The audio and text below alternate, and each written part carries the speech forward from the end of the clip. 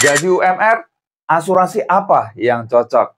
Nah, ini banyak banget orang yang tanya gitu ya. Kalau gaji saya UMR gimana? Apa yang cocok asuransinya? Kan penghasilan saya pas-pasan. Berapa sih gaji UMR? Ya, antara 2 sampai 5 juta per bulan. Nah, untuk menjawab apa yang cocok, kita perlu lihat ya, ini segitiga kebutuhan asuransi atau piramida kebutuhan asuransi. Yang paling dasar yang perlu kita miliki adalah manfaat rumah sakit. Jadi kalau masuk rumah sakit, ada yang bayarin biaya pengobatan atau perawatan kita. Yang kedua, proteksi income atau kondisi kritis. Yang ketiga, jiwa atau nafkah jika tiada. Nah, jadi yang pertama manfaat rumah sakit. Nah, kalau memang penghasilan segini ya masih pas-pasan, ya udah nggak usah, saya pengen punya asuransi kesehatan swasta, nggak usah dulu ya. Ya tingkatin penghasilan dulu lah ya. Jadi terus gimana dong? Ya udah pakai apa?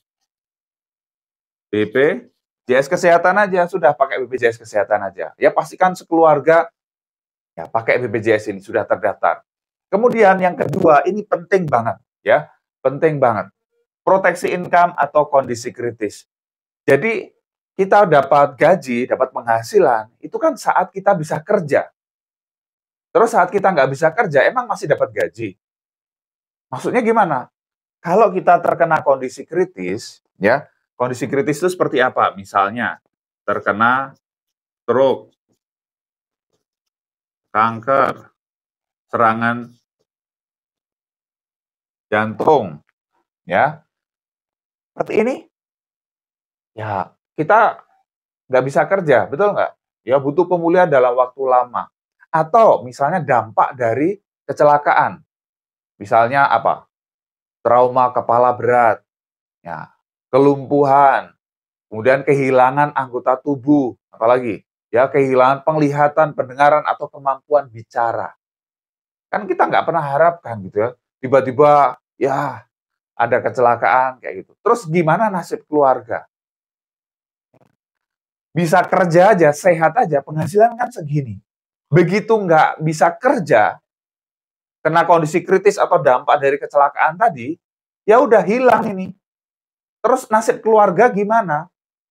Bukan hanya nasib keluarga, nasib dirimu sendiri gimana? Udah nggak bisa kerja, ya, nggak ada penghasilan, jadi beban keluarga. Benar nggak?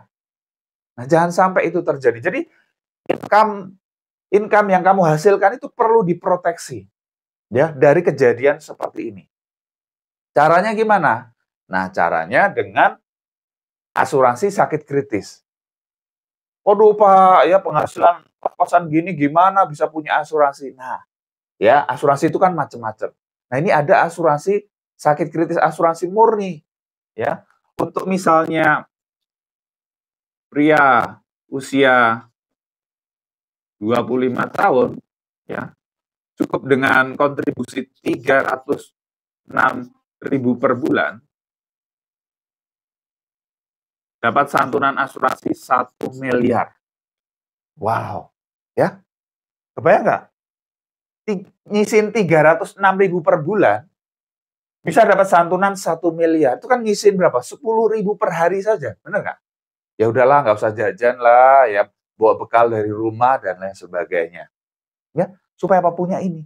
Kalau terjadi resiko ini, ya, dampak dari kondisi kritis ya, dampak kecelakaan tadi, ya, ada 1 miliar yang ditransfer masuk ke rekening.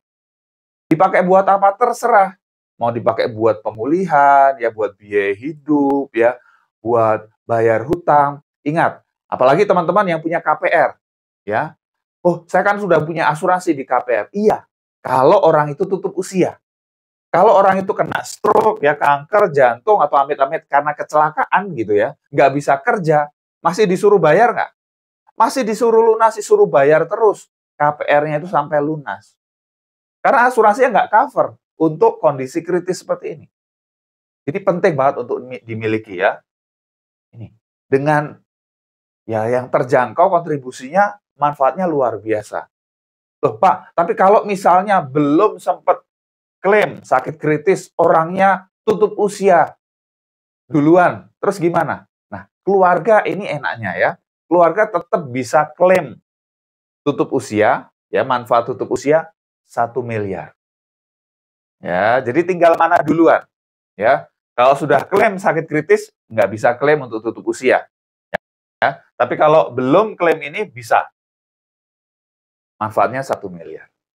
Ini luar biasa. Jadi bagi teman-teman ya, yang penghasilan pas-pasan, ini dulu yang dimiliki.